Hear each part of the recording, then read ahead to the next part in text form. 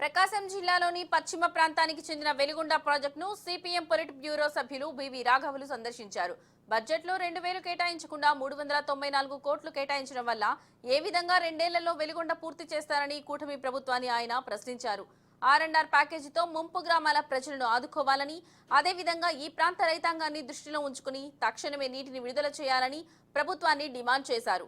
మార్కాపురం జిల్లా ఏర్పాటుపై స్పష్టత ఇవ్వాలని, ఆగిపోయిన మెడికల్ కాలేజ్ నిర్మాణ పనులను వెంటనే ప్రారంభించాలని బివి రాఘవులు డిమాండ్ చేశారు.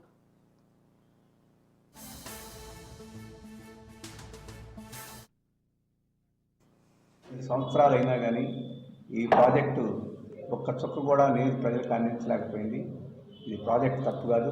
ఈనాటి వరకు పరిపాలించిన వివిధ పార్టీల ప్రభుత్వాలు ఈ ప్రాంతాన్ని నిర్లక్ష్యం చేయడం యొక్క ఫలితం ఇది. ఇప్పటికి 9,700 కోట్ల రూపాయలు ఈ ప్రాజెక్టు ఖర్చు అవుద్ది అనుకుంటే 6,000 కోట్ల రూపాయలకి ఇప్పటికే ఖర్చు పెట్టారు. అంటే ఈ ప్రాజెక్టు పూర్తి కావడానికి అవసరమైన నిధుల్లో అత్యధిక భాగం ఖర్చు పెట్టినా ఒక చోట నీళ్ళు రాకపోవడం ఈ ప్రాజెక్టు వల్ల ఎవరికి మేలు జరిగింది అనేది.